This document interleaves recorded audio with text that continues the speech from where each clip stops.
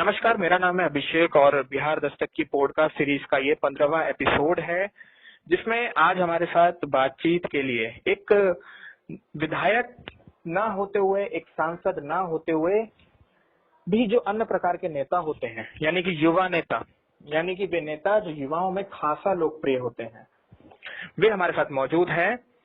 Badaun Lok Sabha seat से खास ताल्लुकात रखते हैं। इसके अलावा सहसवान विधानसभा सीट में भी इनकी अच्छी पकड़ है।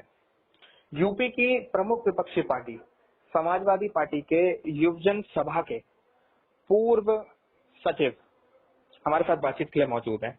बहुत बहुत शुक्रिया यादव जी हमारे साथ जुड़ने के लिए। मैं एक बार चाहूंगा यादव जी, आप अपना परिचय और अपनी पार्टी का परिचय दोनों दे दें। जी, मेरा नाम गजेंद्र यादव है और मैं समाजवादी युवजन सभा में पूर्व में प्रदेश सचिव था और वर्तमान समय में मैं बदायूं और बरेली दोनों जनपदों में सक्रिय भूमिका में हूं और 2011 से लेकर 2016 तक सक्रिय छात्र राजनीति में रहा था और छात्र संघ अध्यक्ष पद का प्रबल दावेदार भी था जी। किसी कारणवश टिकट न होने के कारण मैं चुनाव नहीं लड़ पाया उस समय और इस समय समाज में लगे हुए हैं। पार्टी संगठन जो हमें कार्य दायित्व देता है उसका निर्वहन करते हैं अच्छे से। जी गजेंद्र जी, कोरोना लॉकडाउन चल रहा है। कोविड-19 का तीसरा चरण देश में आने वाला है। एम्स के डॉक्टरों ने एक रिपोर्ट निकाली है जिसमें उन्होंने दावा किया है कि कोरोना जून और जुलाई के माह में अपने चरम पर होगा। जी। ऐसे में केंद्र सरकार की जो तैयारियां हैं, खास तौर पर उत्तर प्रदेश के लिए और उत्तर प्रदेश में भी पश्चिमी उत्तर प्रदेश के लिए, जी, उन पर क्या राय है आपकी? देखिए, केंद्र सरकार और राज्य सरकार पूरी तरीके से फेल है। कोविड-19 में जो ये अब जो आपदा है इसमें बहुत बुरी तरीके से देश एक आर्थिक स्तर से, सामाजिक स्तर से पूरी तरीके से खोखला हो चुका है। देश में अघोषित इमरजेंसी जैसे हालात हैं। चाहे वो किसी भी मुद्दे पे ले लीजिए, इन्होंने जब लॉकडाउन इंडिया में किया था, इन्होंने कोई भी स्ट्रेटेजी तैयार नहीं की थी जिससे कि लोग अपने घरों तक पहुंच सकें। लोग आज भी सड़कों पर हैं, मजदूर, बेबस लोग, भूखे, जिनके पास पहनने के लिए कपड़े तो हैं लेकिन खाने के लिए रोटी नहीं है। लगातार वो लोग चल रहे हैं, 400-400, 500-500 किलोमीटर का सफर पैदल, साइकिल से वो लोग कर रहे हैं और 2-2, 3-3 दिन भूखे रह के, मतलब क्या स्थिति है वो, मतलब बहुत दयनीय स्थिति है हमारे देश में इस समय मजदूरों की। दूसरी चीज, अभी इन्होंने जो ट्रेन से जो मजदूरों का पलायन दूसरे स्टेट से, जैसे मान के चलिए मुंबई से, महाराष्ट्र से ये लोग यूपी में भेज रहे हैं, तो अभी कई न्यूज ऐसी वायरल हुई थी जो जिनके अच्छे सोर्सेस थे, उसमें पता चला है कि इन लोगों ने जो जिन पे पैसे थे उनको तो बैठने दिया ट्रेन में और जिनके पास पैसे नहीं थे उन्होंने, इन लोगों ने उनको वापस कर दिया। मैं अपनी पार्टी की बात करूं तो राष्ट्रीय अध्यक्ष जी ने जब ये लॉकडाउन हुआ था, उन्होंने अपने कार्यकर्ताओं को संबोधित करते हुए कहा था कि प्रत्येक कार्यकर्ता सोशल डिस्टेंस को मेंटेन करते हुए जितनी हो सके उतनी संभव सहायता करे अपने आसपास के लोगों की, और हम लोग कर भी रहे हैं। हमारे अन्य साथी, हमारी पार्टी के और अन्य पदाधिकारी, कार्यकर्ता जो लोग हैं, सोशल डिस्टेंसिंग का पालन करते हुए, पूरा मास्क वगैरह सब यूज करते हुए, पूरा खाने वाने का जो जितना हो सकता है हम लोग कर भी रहे हैं। लेकिन कुछ चीजें हैं जो हम लोग के बस से भी बाहर हैं। अब जो मजदूरों का एक मुद्दा है, अन्य प्रदेशों में जो लोग फंसे हुए हैं, सोचे वो लोग होली पे गए थे और होली पे उन लोगों के पास कितना राशन होगा, कितने पैसे रहे होंगे कि आदमी छुट्टी से जब घर वापस जाता है ना, घर से अपने जब काम पे जाता है तो ज्यादा मुश्किल 1000-2000 रुपए लेके जाता होगा। अब 1000-2000 रुपए में मार्च से मान लीजिए अब तक अप्रैल मई हो, 2 महीने होने को हैं, और 2 महीने में किन हालातों में उन्होंने कैसे अपना खाने का किया होगा, कैसे उन्होंने अपना पहनने को किया होगा, किस तरीके से, मतलब बहुत बुरी स्थिति है। आप सोचिए देश की, बस कैसे भी ये जो इस समय विपत्ति का समय है, ये कैसे भी गुजर जाए। हम लोग की अर्थव्यवस्था बिल्कुल चौपट हो चुकी है, व्यापार ठप पड़ा हुआ है, शराब की दुकानें खोल दी हैं, मतलब ये एक तरीके से और भयावह स्थिति करने के लिए लोग आगे जा रहे हैं। सरकार पूरी तरीके से विफल है। हाँ, गजेंद्र जी, चूंकि आप एक सोशलिस्ट पार्टी के युवा नेता हैं, खासतौर पर जब समाजवादी पार्टी की बात होती है तो मजदूर और किसान इनका प्रमुख मुद्दा होते हैं जी। ऐसे में यहाँ पे मजदूरों की बात हो गई, लेकिन किसानों की बात नहीं हो रही है, और अगर हो भी रही है तो एक दबे स्वर में हो रही है। आप भी जानते हैं कि पश्चिमी यूपी और पूरे यूपी में इस समय फसल की कटाई का समय है जी। लेकिन कोविड-19 और लॉकडाउन चल रहा है। ऐसे में किसान अपनी फसल बेचने तक के लिए कई तरह की रिपोर्ट्स आ रही हैं कि किसान अपनी फसल बेचने मंडी तक नहीं पहुंच पा रहा है। किसानों के लिए क्या सरकार को करना चाहिए? देखिए, मैं भी एक छोटा मोटा फार्मर हूँ, मेरी भी फार्मिंग है और मैं इस समय फार्म पे ही हूँ अपने। हालात तो बहुत ज्यादा भयावह हैं किसानों के भी, मैं आपको बताऊं। अभी जब ये लॉकडाउन हुआ था, इस समय पुलिस ने इतनी शक्ति की थी कि किसान अपनी फसल काटने तक के लिए मतलब परेशान था, है ना। लोग खेतों में फसल खड़ी हुई है, फिर आंधी है, पानी है, इनसे काफी फसलें बर्बाद भी हुई हैं। अभी अब तो खैर ऑलमोस्ट कटाई का जो है वो सब हो चुका है, लोग ये हुए हैं वो उनके घरों में पड़ चुका है। लेकिन जो बेचने की बात है ना, मार्केट में जाके जो सरकारी मूल्य है वो 1925 रुपए है, ठीक है। लेकिन यहाँ जो रेट है, जो यहाँ के लोकल जो व्यापारी हैं, वो 1500-1600 मैक्सिमम 1700 रुपए में मतलब गेहूं यहाँ से ले रहे हैं। अब सोचिए कि किसान की एक पूरे साल की एक मेहनत होती है ना। सही बात है। अब उसमें उसका अगर दाम, उसके मुंह मांगा दाम, जो कीमत जो सरकार तय करती है, अगर वो नहीं मिलेगा तो वो क्या खाएगा इस विपत्ति में, और क्या अपने बच्चों को खिलाएगा, क्या उनको पढ़ाई में खर्च करेगा, मतलब क्या उसके पास कोई दूसरा रास्ता तो नहीं है ना। तो कहाँ कमी रह गई सरकार के इस प्रकार के कार्यक्रम को आयोजित करने में, खासतौर पर जब इन्होंने रिलीफ पैकेज की घोषणा करी उत्तर प्रदेश को लेकर, फिर चाहे वो केंद्र ने उत्तर प्रदेश को लेकर की हो या राज्य ने, खासतौर पर यूपी की सरकार ने की हो अपने किसानों के लिए, तो कहाँ देखिए इस कदर भ्रष्टाचार लिप्त है ये सरकार, है ना, कि जो पैसा इन्होंने दिया किसानों के लिए वो किसानों तक पहुंचा ही नहीं। आप मानिए इन्होंने कि जिनके पास आधार कार्ड है, जिनके पास बैंक की वो है, जिनके पास जो खाते हैं, अब कितने लोगों के पास गांव में खाते होंगे। मैं खुद बता रहा हूँ ना, यहाँ के हालात ये हैं कि जो राशन यहाँ लोगों के पास आता है, यहाँ के जो डीलर हैं, लोकल डीलर हैं, जो कोटेदार हैं, जिसको 15 किलो अनाज अगर मिलना चाहिए जिस परिवार को, तो उसको 7 या 8 किलो अनाज उसको दिया जाता है, ठीक है।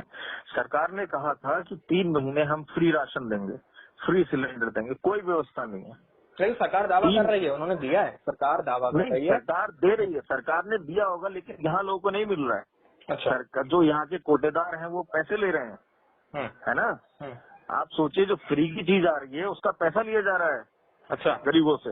हाँ, तो सरकार ये प्रशासनिक गलती है ना, सरकार की गलती है ना ये जी। किसी आम इंसान, किसी गरीब मजदूर की गलती तो नहीं है ना, किसान की गलती तो नहीं है। सरकार को सख्त से सख्त कार्रवाई करनी चाहिए, ऐसे लोगों के खिलाफ एक्शन लेना चाहिए जी। क्योंकि आप जानते हैं जी, बोलिए, अपनी बात पूरी करिए। जहाँ 1 रुपए जो देना, 1 रुपए अगर सरकार देती है तो वो उसमें से 20 पैसा किसान के पास पहुंचता है। तो उसमें जो बीच का जो मध्यस्थ है वो पूरा वो उनके पेट में जाता है ना। तो ये दिक्कत रही है किसानों की कोरोना के टाइम पे, बहुत दिक्कत रही है, किसान बहुत परेशान है। और फल देखिए, बोने के लिए, बीज बोने के लिए किसान को दुकान जाना पड़ेगा, है ना, खाद लेने के लिए दुकान जाना पड़ेगा, ठीक है। तो किसान अगर अपने घरों से निकलता है, सड़क पे जाता है, पहली बात तो दुकानें खुली नहीं, अगर बमुश्किल कहीं अपने अप्रोच लगा के बेचारा करके कहीं खाद पे जाता तो फिर डंडे खाता है वो। कई न्यूज़ें ऐसी, खबर ऐसी आई हमारे आस पड़ोस में ही, मैंने देखा कि लोग कटाई के लिए अपने खेतों पे जा रहे हैं और उनको पुलिस वालों ने घेर के उनको मारा।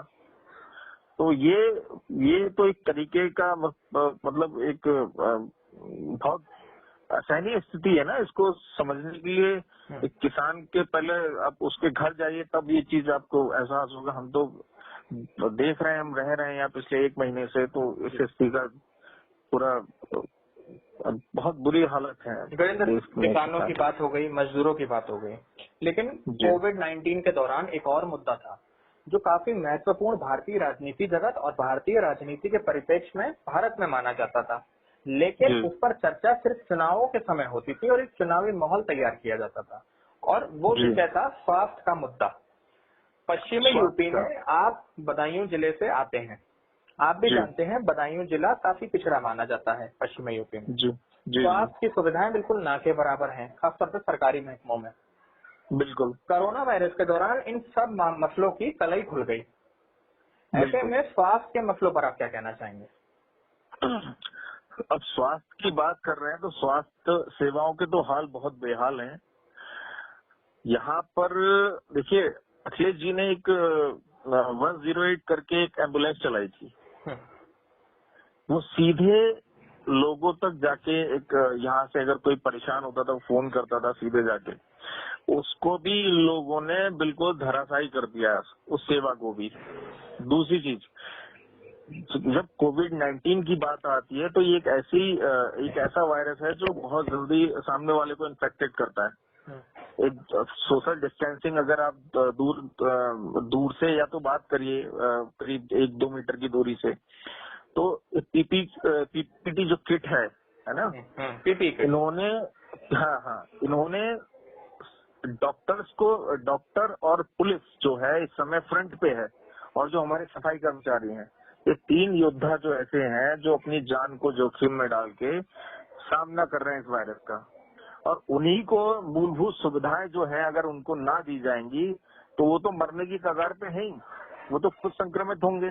बीमार जब संक्रमित होगा, जब वो इलाज करेंगे तो वो संक्रमित होंगे, उनसे और लोग संक्रमित होंगे। तो सबसे पहले सरकार को करना ये चाहिए था कि इनको जो किट है, जो भी स्वास्थ्य कर्मचारी हैं, चाहे वो पुलिस है, चाहे वो हमारे सफाई कर्मचारी हैं, इन लोगों को उस किट को उपलब्ध कराते।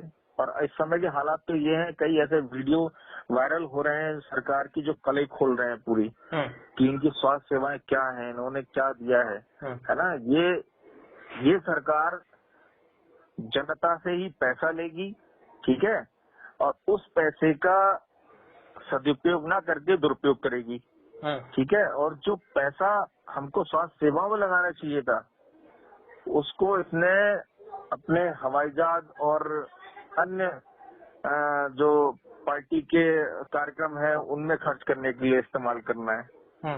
तो ये तो कहीं किसी तरीके का न्याय नहीं है ना। बिल्कुल सही बात है। और स्वास्थ्य की व्यवस्थाएं अपने आप में एक महत्वपूर्ण मुद्दा रहती हैं और चिंता का विषय रहती हैं।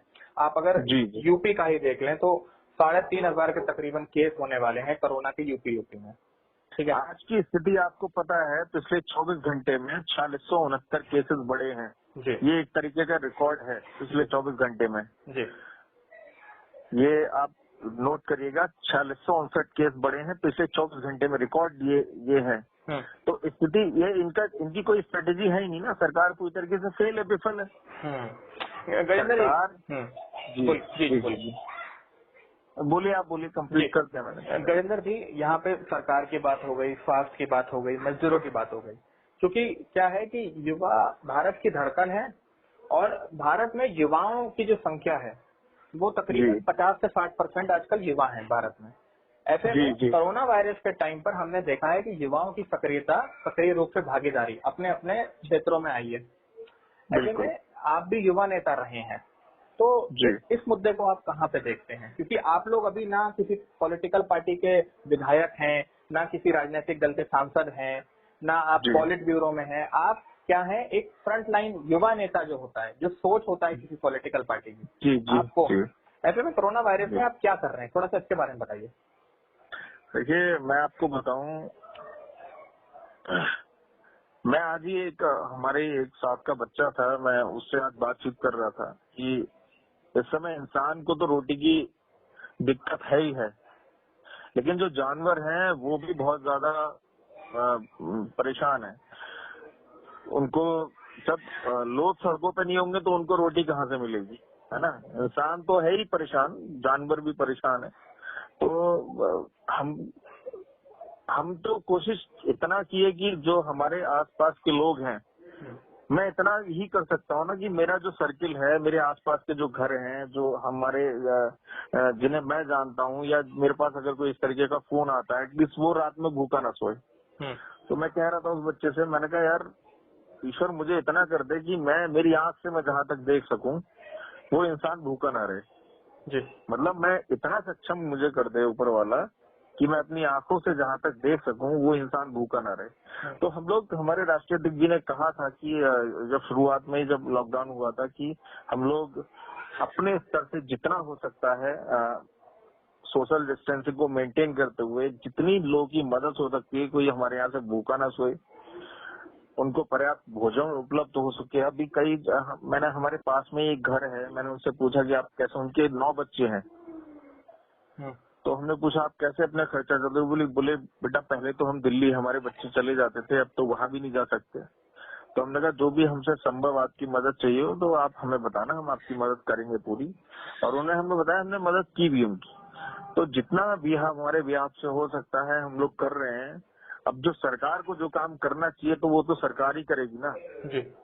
अब हम विपक्ष में हैं, हम आवाज उठा सकते हैं इन लोगों की, हम लोग इनकी आवाज बन सकते हैं, जितना हो सकता है हम इन लोगों के लिए कर सकते हैं। लेकिन सरकार को भी अपना दायित्व समझना चाहिए यहाँ पर, है ना जी। तो राजनीतिक, आप क्योंकि युवा नेता हैं, ऐसे में आप भी देख रहे हैं कि राजनीतिक स्थितियां जो हैं वो कोरोना वायरस के बाद एक तरह से बदलेंगी, क्योंकि कई तरह से सरकार विफल रही है। कई मुद्दों पर सरकार की योजनाएं लोगों तक नहीं पहुंची हैं। खास तौर पे जब अनऑर्गेनाइज सेक्टर की बात की जाती है, असंगठित सेक्टर की बात की जाती है, तो सरकार के पास इसका डेटा नहीं होता है।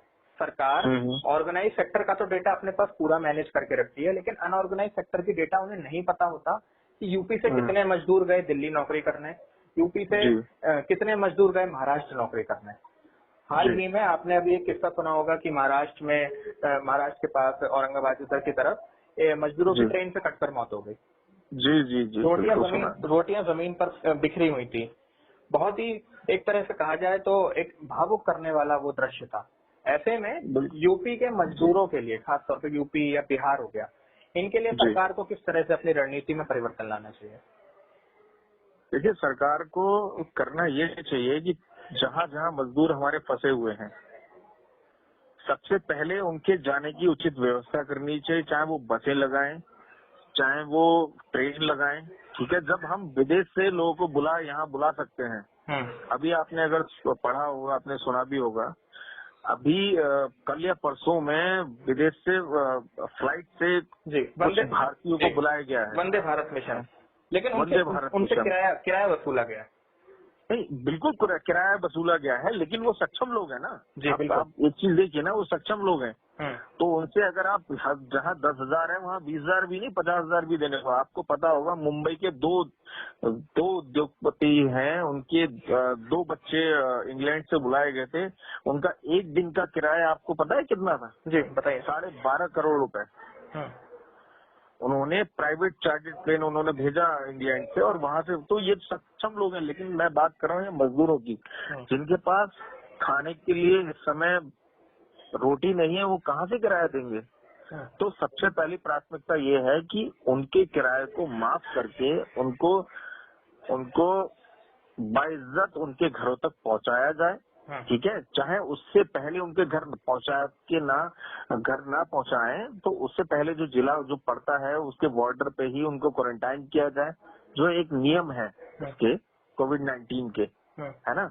लेकिन उनको कम से कम उनके घरों तक तो पहुंचाया जाए। अब क्या है कि सरकार कर रही है कि भाई ऑनलाइन टिकट आप लीजिए, ठीक है। आज मैंने पढ़ा था कि जो ट्रेन वहां से चलेगी उसमें से क्या नाम है, स्लीपर और जो जनरल के जो कोच हैं वो हटा दिए गए हैं डिब्बे, सिर्फ एसी कोच है उसमें। तो आप सोचिए कि एसी का जो किराया होगा, क्या एक मजदूर वहन कर पाएगा? नहीं, बिल्कुल नहीं कर पाएगा। बिल्कुल या उसके पास कोई फोन है, सोशल मीडिया फोन है जिसपे जो ऐप इंस्टॉल हो वो ऑनलाइन टिकटिंग खरीद पाएगा? नहीं कर पाएगा। वो टिकट बुकिंग क्या, उसे कुछ भी नहीं पता है।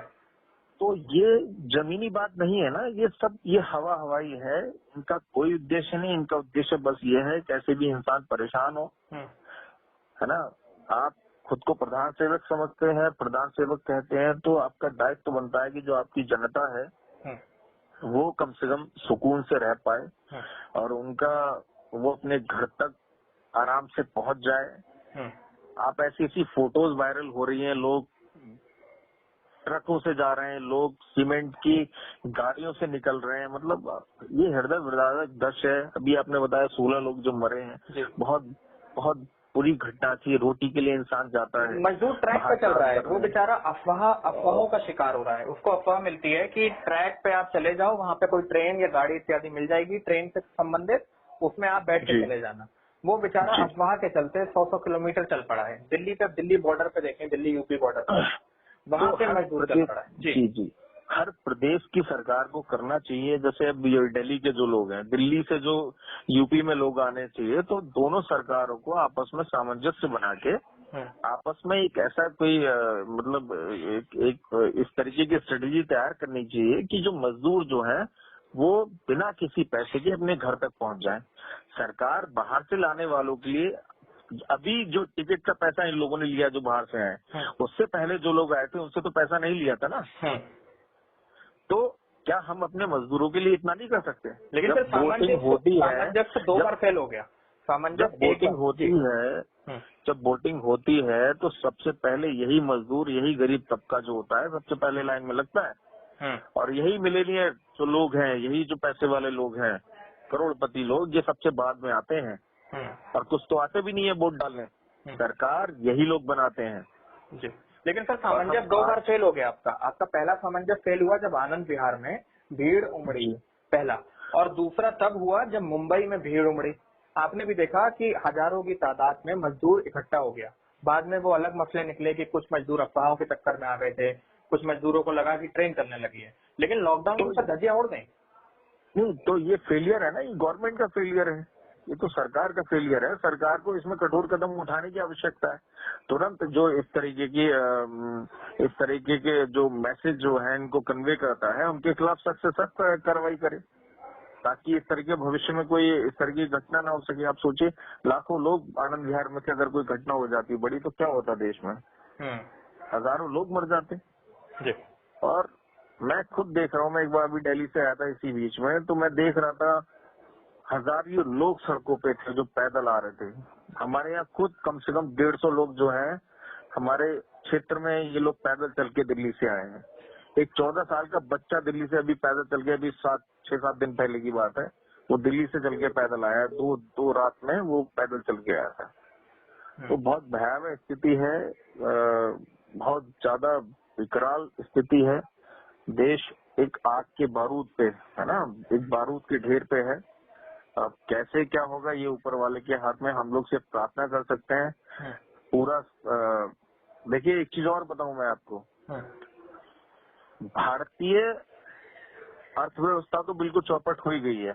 नहीं सर, वैश्विक अर्थव्यवस्था चौपट हो गई है इस समय। तो वैश्विक तो हो ही, लेकिन मुझे अपने देश से मतलब है इस समय। मैं यहाँ, हम सबसे पहले अगर चाहेंगे कि हमारे देश में जो है सामंजस्य, जो अच्छी स्थिति है हमारे देश में बने, विदेश में तो बात की बात है, पहले हमारा देश ठीक हो।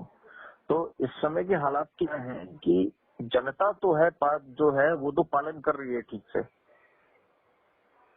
जनता जो है लॉकडाउन का पूरी तरीके से पालन कर रही है। कहीं एक दो ऐसी घटनाएं हैं जहां पर ये चुटपुट घटनाएं हो रही हैं ऐसी, लेकिन पूरी तरीके से, लेकिन सरकार हर पूरी तरीके से विफल है।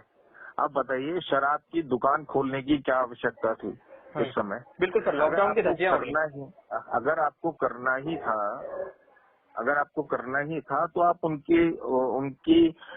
उनसे ऑनलाइन उनसे बिलिंग करवाते, फिर उनको जैसे हम लोग जोमेटो वगैरह से सप्लाई करते हैं, इस तरीके से उनको ऑनलाइन भेज देते सबको, है ना। तो उससे एक इस तरीके की भीड़ तो क्रिएट नहीं होती ना। और उन्हीं लोगों से उनके आधार कार्ड है उसको लिंक कराते और फिर भविष्य में इन्हीं लोगों को जो भी जितनी भी सुविधाएं इनको इन सुविधाओं से वंचित कर दिया जाता। नहीं सर, क्योंकि शराब से सुविधाओं का क्या संबंध है वंचित रखने का?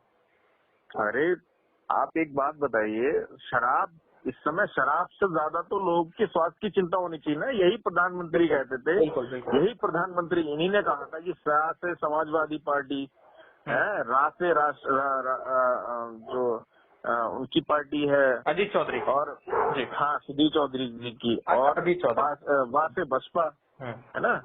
तो शराब हमारे भारतीयों के लिए, उत्तर प्रदेश के नौजवानों के लिए जहर है। अब वही चीज ये लोग कर रहे हैं, तो ये तो फिर अब जहर बांट रहे हैं ना। नहीं, ये तो विफलता है केंद्र सरकार की, पूरी तरह से नाकामी है। तो केंद्र सरकार इस माध्यम से पैसा कमाना चाहती है, तो बहुत ज्यादा निराशाजनक बात है।